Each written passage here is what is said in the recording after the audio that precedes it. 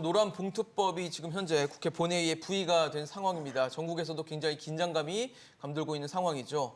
이 노란봉투법 지난 2014년 쌍용차 파업으로 인해서 시작됐습니다. 당시를 봤을 때 법원이 쌍용차와 경찰이 파업 참여 노동자들에게 낸 손해배상 청구 소송에서 약 47억 원의 손해를 배상하라는 판결에서 시작이 됐는데요. 이후 한 시민이 4만 7천 원이 담긴 금액을 노란 봉투에 담아서 한 언론사에 전달하면서 이 노란 봉투법이라는 별칭이 붙게 됐습니다.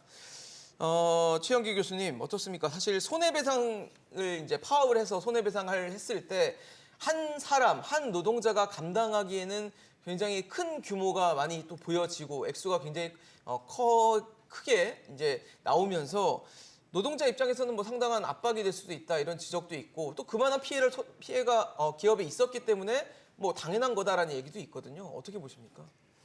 개인 근로자가 감당하기 어려운 그런 천문학적인 어떤 손해배상이 청구되기 때문에 과거 한 15년 동안의 경험을 보면 극단적인 선택을 하는 경우도 있고 가산이 완전히 파산 지경에 이른 경우도 있고요. 회사와 적절한 타협을 통해서 노조 활동을 중단하거나 파업에 참여하지 않거나 네. 이런 이제 정상적인 노조 활동은 엄두를 내기 어려운 그런 어떤 엄청난 손해배상 청구가 있었죠. 예. 그리고 이것을 보는 일반 시민들의 입장에서 보면 감성적으로 잘 납득이 안 되잖아요. 그 개인이 뭐 300~400만 원의 급여를 받는 근로자가 몇십억씩의 손해배상을 감당한다는 거는 현실적으로 불가능함에도 불구하고 그런 일들이 이제 반복적으로 되고 있으니까 시민들이 거기에 대한 이제 동정, 뭐 이런 공감, 뭐 이런 것들이 있어서 이제 노란 봉투법까지 온 것 같은데요. 문제는 이게 너무 좀 감성적으로 이 논란이 흐르고 있다.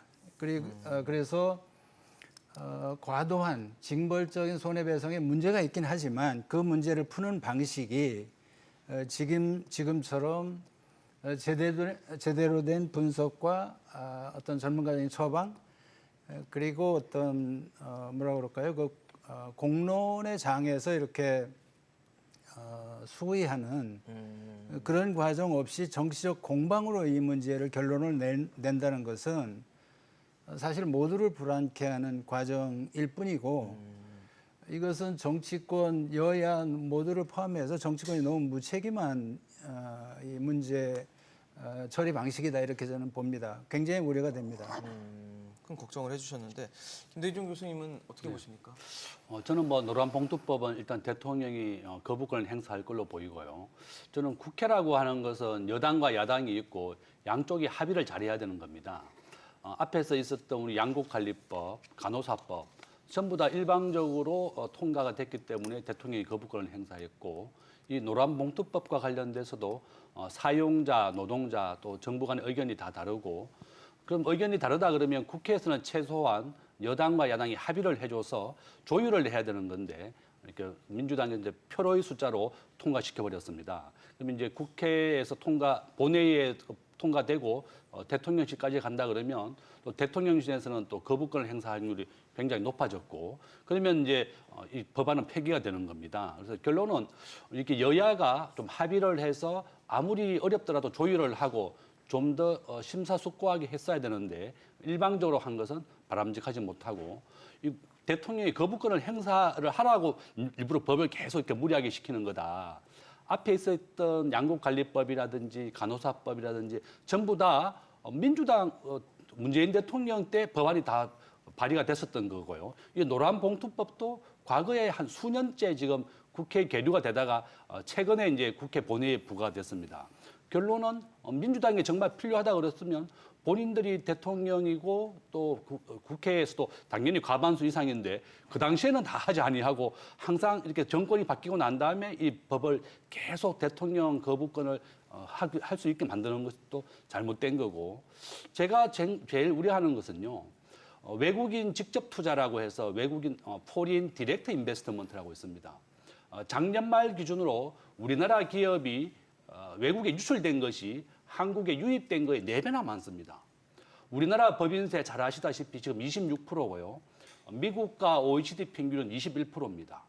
우리의 경쟁국이 싱가포르는 17%의 법인세를 부과하고 있습니다. 우리나라 기업이 우리 한국이 기업하기 좋은 환경을 만들어주고 한국이 일자리를 만들어야 되는데요. 이렇게 법인세도 더 높고 또 외국인들이 한국의 투자를 가장 꺼리는 이유가 너무나 강력한 노조 때문에 그렇습니다. 작년에 우리나라 기업이 4배나 더 유출되었고 대학생 청년 취업률 45%입니다. 반도 취업을 못하는 것이 바로 지금 현재의 상황이다. 그래서 저는 결론적으로 이 법은 바람직하지 못하고 우리가 기업하기 좋은 환경을 만들고 또 우리가 일자리를 만들어야 되는데 우리나라 기업도 많이 떠나가고 외국인들도 안 들어오기 때문에 저는 바람직하지 못하다고 이렇게 결론을 좀 내리겠습니다.